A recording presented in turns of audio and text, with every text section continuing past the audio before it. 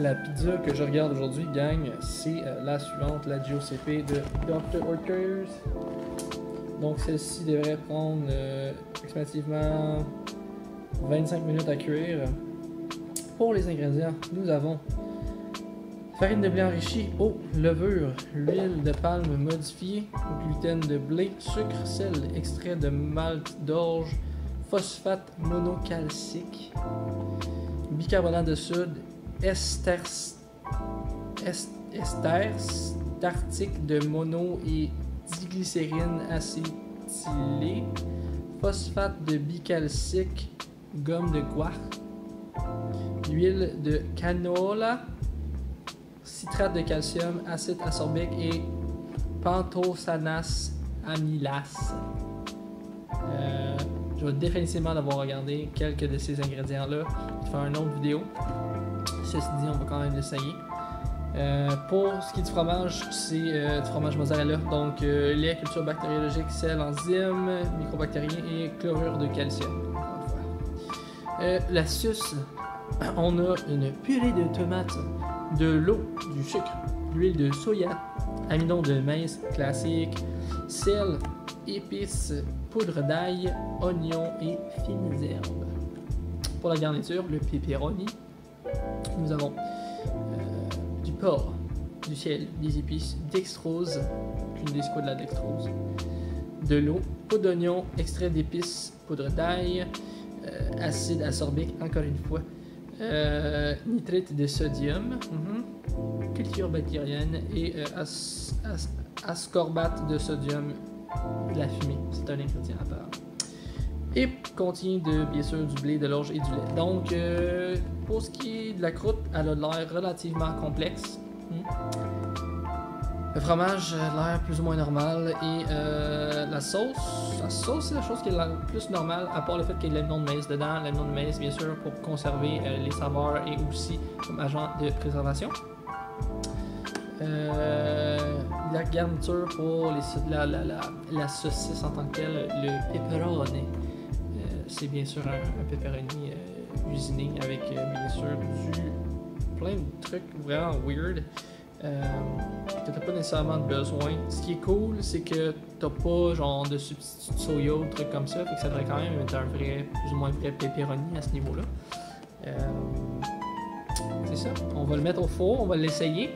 Nous, on va avoir une croûte plus grande croustillante. On va faire ça, je vous donne le review, on le mange tantôt. Valeur nutritive, pardon. On y arrive pour un 6e de pizza, pas comme l'autre pizza qui était à un quart, qui était une pizza croûte mince. Celle-ci est 280 calories quand même. On a 10 grammes de lipides et parmi ceux-ci, 6 sont des gras saturés. On a ensuite du gras trans à 0,2 g, cholestérol 20 mg, sodium 600 mg quand même, c'est 25% de la quantité quotidienne que tu devrais consommer, c'est quand même beaucoup. Glucides, donc des sucres, 34 g, 11%. Puis la protéine, 12 g, c'est pas mauvais.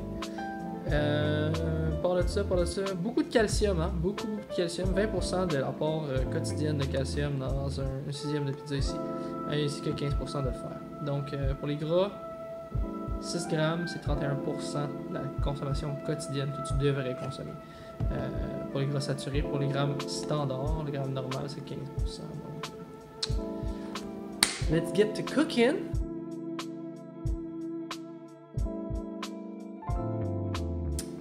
Alright. J'ai laissé refroidir la pizza un peu, je l'ai coupée. Ça sent bon dans le nez. Voici la belle pizza. Ok. Une belle slice. Croûte épaisse avec une belle croûte. Le temps de cuisson était excellent. Ça n'a pas brûlé en dessous non plus. La pizza se tient telle une pizza comme une pizza devrait se tenir. Je l'ai coupé en 6, donc un petit 280 calories. Puis let's go, on essaye.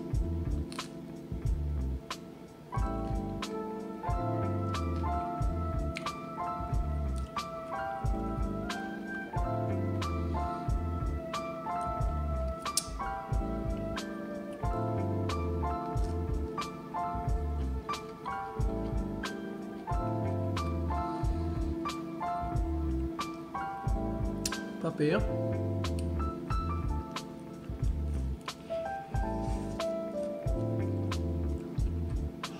Ouh.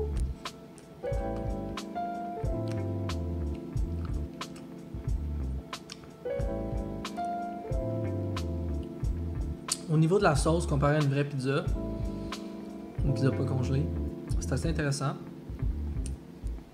La sauce goûte bon. Un peu sucré. Une bonne sauce de pizza. Écoute, la sauce, je vais la donner un 7.7 pour la sauce. Le fromage aussi, il est très beau, très bon.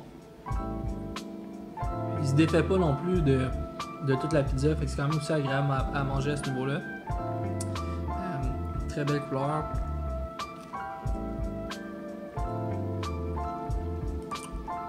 La croûte, la farine en tant que telle est un peu épaisse. C'est bien cuit, là. C'est pas comme mou. C'est sûr que le dessus de la pizza est un peu molle, là, mais.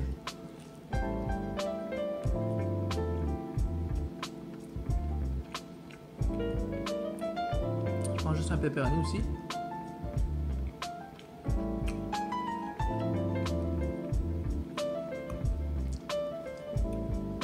C'est pas pire.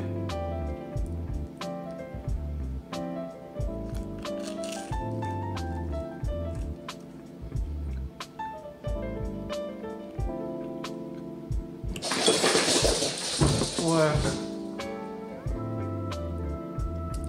Pour 5$, c'est définitivement une bonne pizza.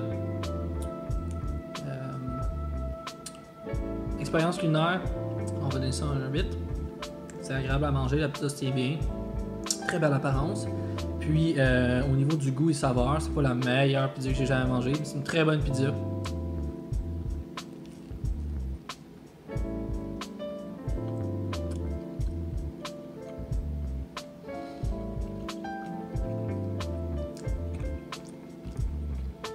Pas loin du 8, là. Je vais donner ça un 8 overall. Je pense que celle-ci, je donne un 8 sur 10.